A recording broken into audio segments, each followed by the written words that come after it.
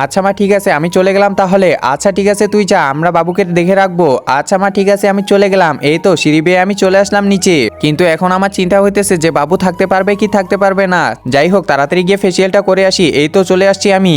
হ্যাঁ ম্যাম, তাড়াতাড়ি আসার জন্য আপনাকে ধন্যবাদ। এখন আপনি এখানে বসে পড়ুন, আমি আপনাকে ফেসিয়াল করে দিচ্ছি। প্রথমে আপনার চুলগুলো ভালো করে দিতে হবে। এই তো চুলগুলোর মধ্যে এগুলো দিয়ে দিব, তাহলে আরো ভালো হবে। আরে না জানি আমার ছেলেটা এখন কি করতেছে, আমার তো অনেক টেনশন হইতেছে। ম্যাডাম আপনি একটু নড়াচড়া কম করবেন, না হলে সমস্যা হবে। আচ্ছা ঠিক আছে, আমি একটু নড়তেছি না, তুমি রেডি করো। এই তো চুলগুলোর মধ্যে এগুলো দিয়ে দিলাম। এরপর মুখটা একটু ভালো করে ফেসিয়াল করে দিলাম, আবারও একটু চুলগুলো রিপেয়ারিং করে দিলাম, এবার একটু ধোয়া দিয়ে দিলাম। একজন মা কতটা আপন হয়ে থাকে, যার মানেই তাকে জিজ্ঞাসা করে দেখো। তো দেখা যাক বন্ধুরা, এই মায়ের জন্য কে ভিডিওটিতে লাইক এন্ড সাবস্ক্রাইব করে, আর যারা মাকে ভালোবাসো না তারা ভিডিওটি থেকে দূরে থাকো।